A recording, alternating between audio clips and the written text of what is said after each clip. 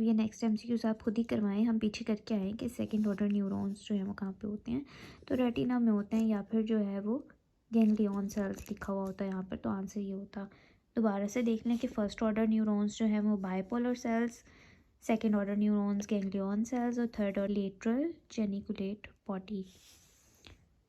Next MCQs है a patient with haemoptysis, weight loss, night sweats, ये सब जो है वो ट्यूबरक्लोसिस की इंडिकेशंस हैं। एंटी ट्यूबरक्लोसिस ड्रग्स के ऊपर स्टार्ट हो गया है। अब उसने आंसर दे दिए क्वेश्चन के अंदर ही, फिर क्या कह रहा है कि कुछ वीक्स के बाद उसकी विजन डिटेरिएट कर रही है, विच ऑफ द फॉलोइंग। तो जनाब इसका आंसर है इथेम्ब्यूटोल। सबसे पहली बात तो आप देखें कि टीबी की जो ड्रग्स थी उसमें जोन सी हमने फार्माकोलॉजी में थर्ड ईयर में पढ़ी थी, आइसोनियाजिड थी, इथेम्ब्यूटोल थी, ठीक है। तो यहाँ पे दो ड्रग्स लिखी हुई हैं। तो इथेम्ब्यूटोल में हमने याद किया था कि इथेम्ब्यूटोल जो थी वो आई के डिफेक्ट्स, उसकी टॉक्सिसिटी की वजह से आई के डिफेक्ट्स हो रहे थे।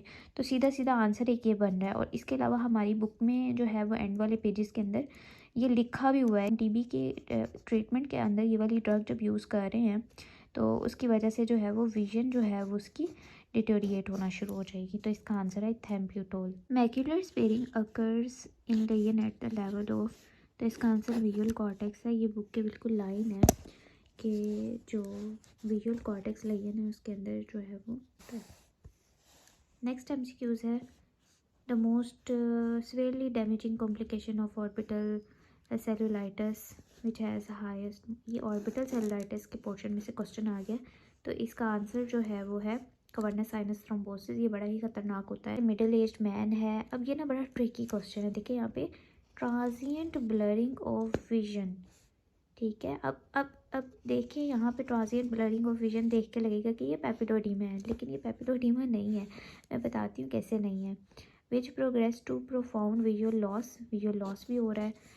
Lack of sustained constriction in of the pupil in the swing flash light test, but not nothing significant was seen on the optic examination. अब इसका जो मेन पॉइंट है ना वो ये है, nothing significant was seen on optic disc examination. तो इसका आंसर बनेगा रेट्रोबल्बर न्यूराइटिस। कैसे?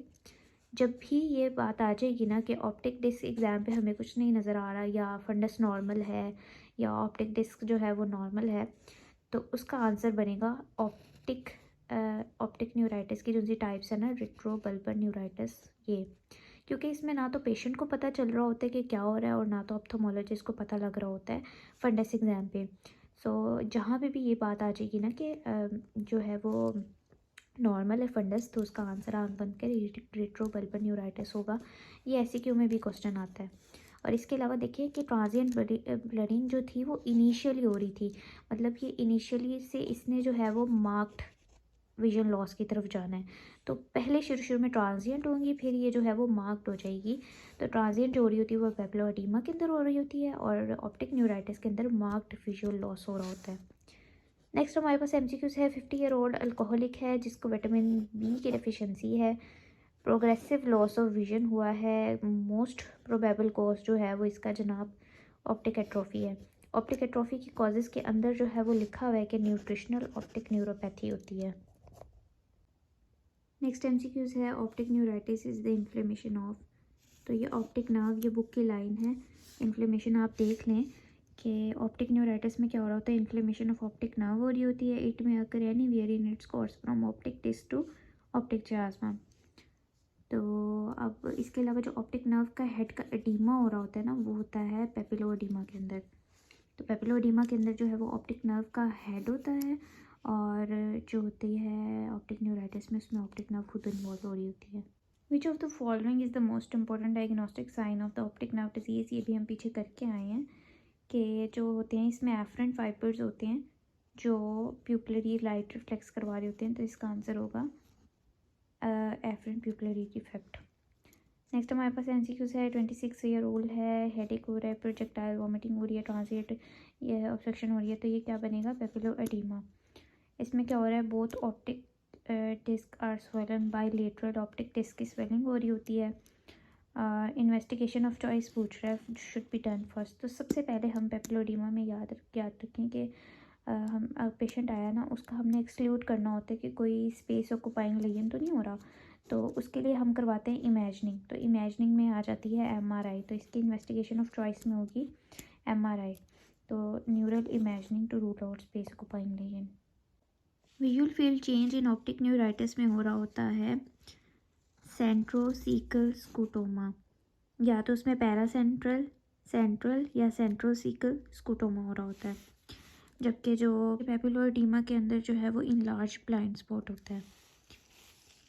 नेक्स्ट MCQs है 30 ईयर ओल्ड है, डिक्रीज्ड विजन हो रही है और RAPD पॉजिटिव है और ऑप्टिक डिस्क स्वॉलन है। तो RAPD किस में पॉजिटिव होता है? ऑप्टिक न्यूराइटिस के अंदर या पेपिलाइटिस के अंदर। तो इसका आंसर होगा optic neuritis treated with steroid. तो मेनली जो है वो कॉर्टिकोस्टेरॉयड थेरेपी से हम इसको ट्रीट कर रहे होते हैं, जिसमें ऑरल प्रेडनिसोलोन को अकेले नहीं हम देते, लेकिन उसको मिला के मिथाइल प्रेडनिसोलोन सोडियम सक्सिनेट के साथ में मिला कर दे रहे होते हैं। नेक्स्ट एंटीबॉडीज़ इस्तेमाल नहीं होती, और पेपिलोएडिमा के ट्रीटमेंट में हम डायूरेटिक इस्तेमाल कर रहे होते हैं। पेपिलोएडिमा जो कि हमेशा बायलेटरल होती है, optic head swelling due to space occupying lesion in brain की वजह से हो रही होती है।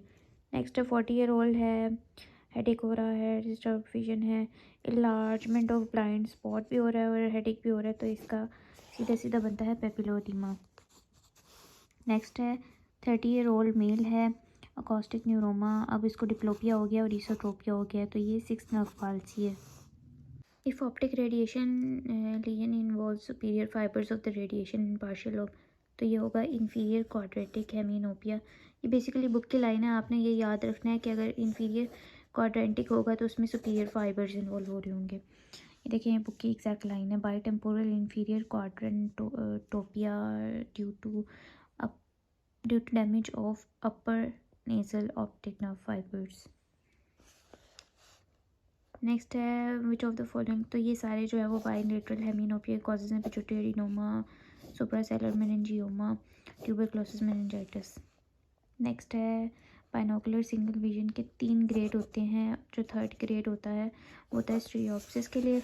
तो बाइनोकुलर सिंगल विजन के 3 ग्रेड्स होते हैं, एक साइमल्टेनियस परसेप्शन होता है, दूसरा फिजन होता है और जो तीसरा होता है वो स्टीरियोप्सिस होता है। Next and last MCQs 55 year old हैं, इमरजेंसी में आए हैं, विजन लॉस हो रहा है, हेडेक हो रहा है, पेन ओवर टेम्पल्स है और डबल विजन है। तो पेन ओवर टेम्पल्स, इसका आंसर है जाइंट सेल आर्थराइटिस।